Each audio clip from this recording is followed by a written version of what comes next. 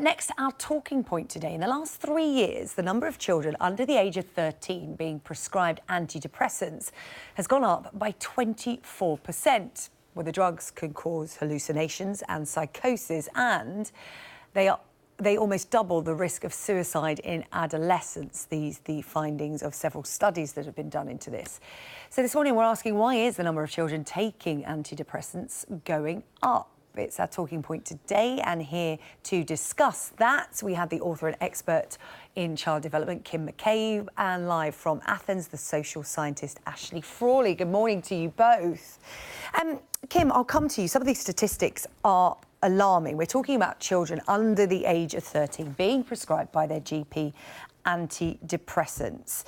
Tens of thousands of children in England this adds up to. Why are they being prescribed more and more? The pressures are increasing, and we just don't have the services. Often they are waiting for months before they can be seen by CAMS, the Children and Adolescents Mental Health Services.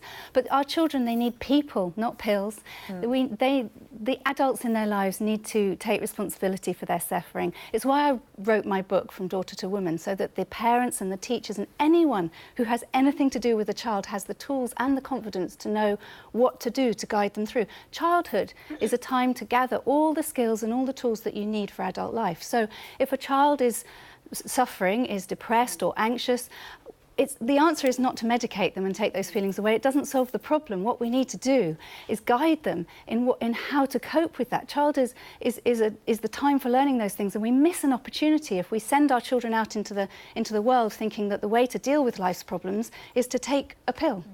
It's interesting.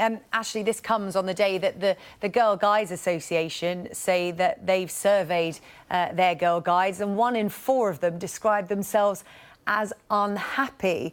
And are GPs describing antidepressants too liberally, or is it the fact that they don't have any other option because mental health services within the NHS in particular are stretched and in some areas non-existent?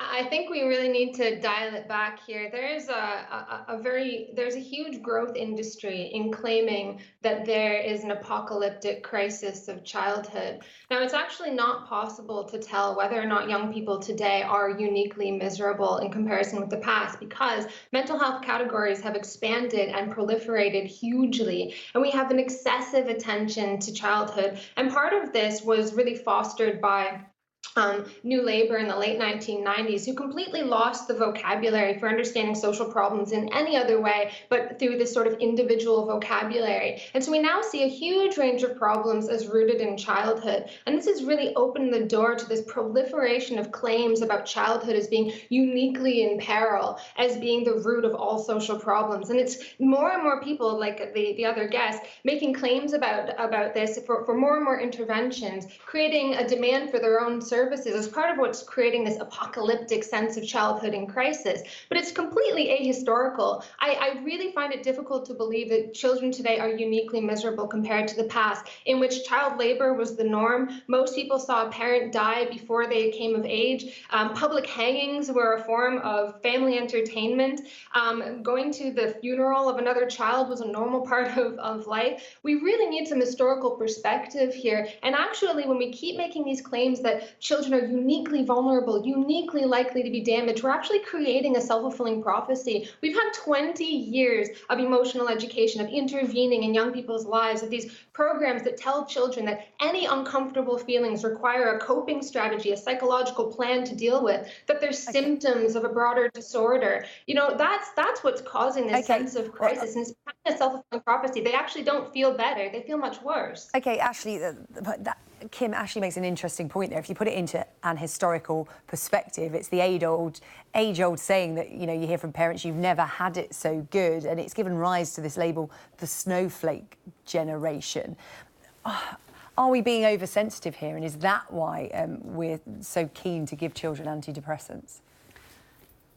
I look at the girls that I know and the girls that I work with at Rights for Girls, and they are suffering. Now, I'm not that terribly bothered whether it's worse today or not. I'm just looking at the children that we have today.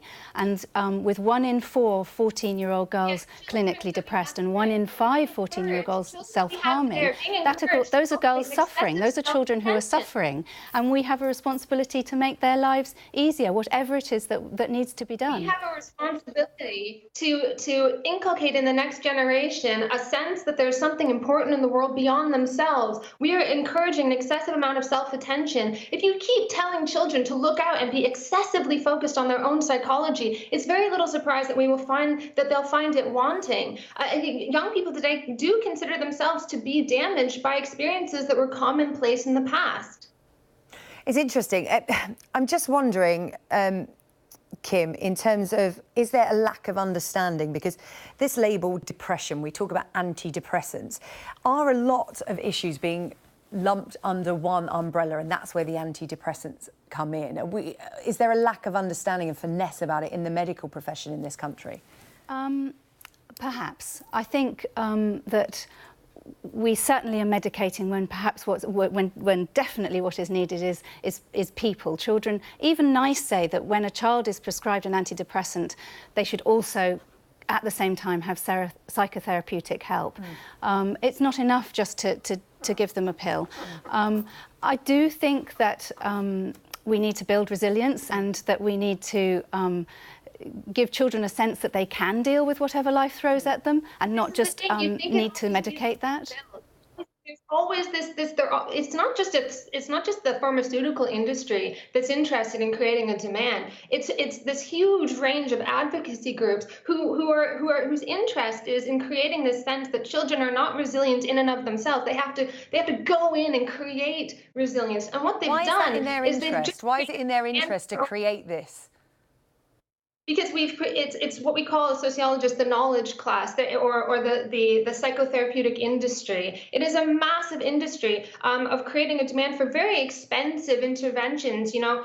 Training teachers in psychotherapy and classroom assistants and parents and so on, and books and all of that is an industry as well. And in fact, it's one of the few growth industries in the UK. So psychologists and medical companies are creating this. I disagree. Kim. Anyone who is a parent or anyone who knows a young person would be able to say that they see that the young people are suffering. They are under a great deal of pressure. I don't think it needs to be cost a great deal to do something. I think parents and teachers with very little training can guide our children more safely through their teens. Do you think there should be an age limit on antidepressants? A lot of adults have got in touch with us this morning and said, look, I don't want to be on antidepressants, but they have changed my life.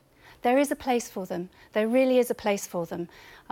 But the trouble is if we don't address the underlying problem, if we don't look at what it is that's causing the depression, then taking antidepressants is only going to delay the process, delay the point at which that has to be faced. And I think for children, it's actually much more beneficial to give them some insight and some support and some help into how to live with those problems. Like your other speaker was saying, we've always had, children and adults have always had a lot to deal with in life. We just need to know how to bear that, and that often means not doing it on our own. Ashley, no pills under any circumstances.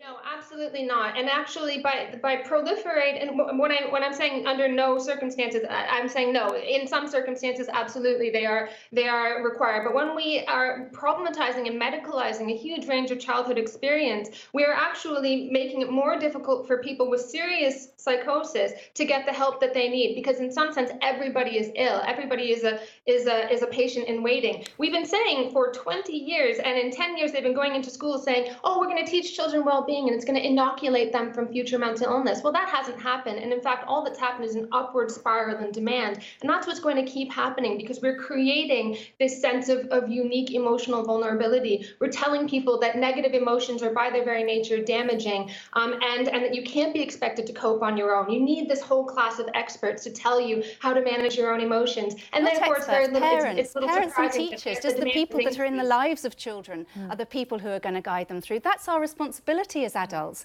is to guide our children so that they're prepared. And I'm not talking about experts, it's just the people that are in their lives. You make it much more difficult and fraught.